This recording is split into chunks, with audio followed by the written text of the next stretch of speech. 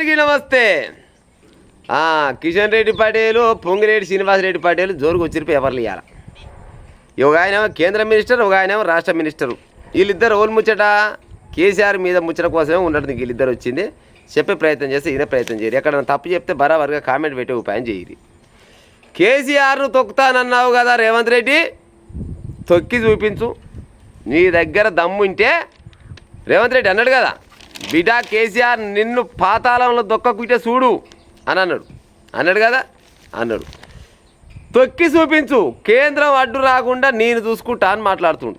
కిషన్ రెడ్డి ఏమంటుండు, కేంద్రం అడ్డు రాకుండా నేను చూసుకుంటా, నువ్వు కేసీఆర్ని దొక్కే పని చేయనేమో కిషన్ రెడ్డి చెప్తుండు. ఇంకా హైకమాండ్ అనుమతి ఇవ్వలేదా, నీలో సత్తలేదా, జైల్లో పెట్టడం చేతకాకపోతే రాజీనామా చేసేయి. సీఎం రేవంత్కు కేంద్ర మంత్రి కిషన్ రెడ్డి సవాల్. నేను ఎవరికి దత్తపుత్రుడిని అయితే కాదు, నా పేరు మార్చి పిలవడం రేవంత్ రెడ్డి దిగజారుడుతనం. మజ్లిస్ పేరు చెప్తే కాంగ్రెస్కు పాయింట్ తడుస్తాయంట. మజ్లిస్ పేరు చెప్తే కాంగ్రెస్ వాళ్ళకు ఒక గిది పడుతుందంట. ఇంకా బీఆర్ఎస్కు భవిష్యత్తు లేదని ప్రజలు గ్రహించారు. మున్సిపాలిటీలో ప్రజలు బీజేపీ వైపే చూస్తున్నారు. సంతోషం. ఒకవేళ రేపన్నాడు డబ్బుడ వీగినాక మీరు గెలిస్తే మీరే గెలుస్తారు. దాందే ఉంది, ప్రజలు ఆశీర్వదించిన వాళ్ళే గెలుస్తారు. బీజేపీ అభ్యర్థుల కుటుంబ సభ్యుల్ని బెదిరిస్తున్నారు. విలేకరుల సమావేశంలో కేంద్ర మంత్రి వ్యాఖ్యలు చేసిండు. ఏమంటుండు, రేవంత్ రెడ్డి నీ దగ్గర దమ్ము ధైర్యం లేకుంటే నువ్వు రాజీనామా చేసే ఉపాయం చెయ్యి. పాతాళంలోకి దొక్కుతున్నావు కదా, మరి తొక్కి చూపి. నీకు చేత కాకపోతే చెప్పు, నేనన్నా ఆ పని చేస్తా. నీకు ఎవడన్నా అడ్డుపడితే చెప్పు, కేంద్ర ప్రభుత్వం నీకేమైనా అడ్డు ఉంటే ఆ కేంద్ర ప్రభుత్వం దగ్గరికి పోయి నేను మాట్లాడతా, వాళ్ళని సపడే కూకోమంటే నీ పని నువ్వు చేయని కిషన్ రెడ్డి చెప్తుంది. ఇక్కడ సైడు ఈయనేమంటుడు, పొంగులేటి శ్రీనివాసరెడ్డి పటేలు ఏం చెప్తున్నంటే, బీఆర్ఎస్ నేతలు ట్యాపింగ్ మాత్రం ఆపుతలేరంట. ఏమెక్కడికి ఆపుతలేకుండొచ్చు, బీఆర్ఎస్ నేతలు ఫోన్ ట్యాపింగ్ మాత్రం ఇప్పటికి కూడా ఆపుతలేరంట. అంటే పెద్దలు సమాజం చెప్తారు, ఈయన ముడ్డి కాల్చిన గుణం మారని అంటారు కదా, వాళ్ళు మాత్రం గుణం అయితే మారతలేరంట. పాత అలవాటు వారు ఇప్పటికీ కొనసాగిస్తున్నారు. విదేశాల నుంచి పరికరాలు దాచిపెట్టి ట్యాపింగ్ చేస్తున్నారు. అవి ఏ ఫామ్ హౌస్లో ఉన్నా గుర్తించాలి, బరాబరిగా గుర్తించాలి. ఆల్రెడీ అన్ని రకాల ఆధారాలు ఉన్నా కానీ ఇప్పటిదాకా లోపలేరు. అయితే ఎప్పుడేస్తారా మరి మీరు, ఇంకా గుర్తించిన కానీ ఎవరంట.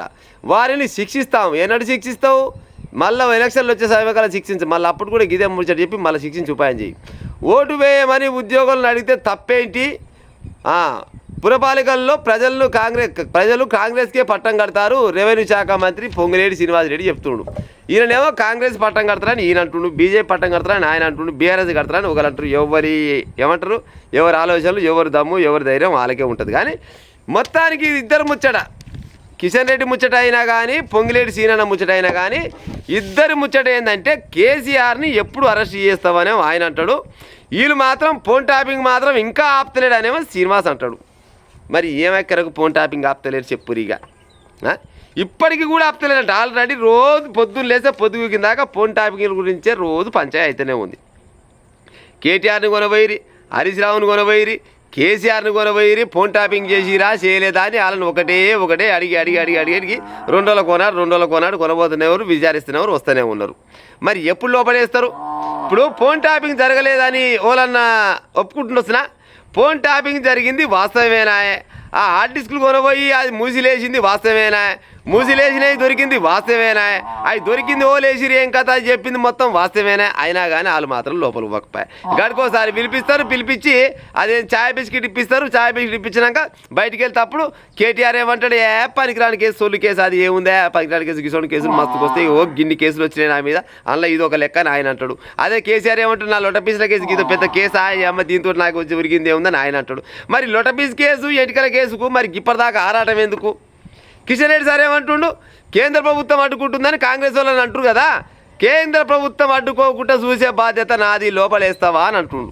మరి ఈయన లోపడేయడు, ఆయన లోపడేయడు, ఎవడు లోపడేయడు. ఎందుకంటే అంతిమంగా వీళ్ళందరూ కలిసి కిషన్ రెడ్డి అయినా, పొంగులేటి అయినా, రేవంత్ రెడ్డి అయినా, మళ్ళీ పోతే కేసీఆర్ అయినా, కేటీఆర్ అయినా, హరీష్ రావు అయినా, వీళ్ళంతా ఒక జాతి పక్షులే, ఒక జాతి బిడ్డలే. వీళ్ళందరికీ గురువు ఒక్కడే. నేను ఎన్నోసారి చెప్పినా వీళ్ళందరికీ గురువు ఒక్కడే. కాకపోతే బెంచీలు అలాగా ఒక ఆయన ముందర కూర్చోడు, ఒక ఆయన వెనక కూర్చోడు, ఒక ఆయన మధ్యలో కూర్చోడు. ఆయన ప్లేస్ ఈయనకు, ఈయన ప్లేస్ ఆయన కూర్చుండొచ్చు, కానీ కూర్చునేది మాత్రం గీలేనుల్లా.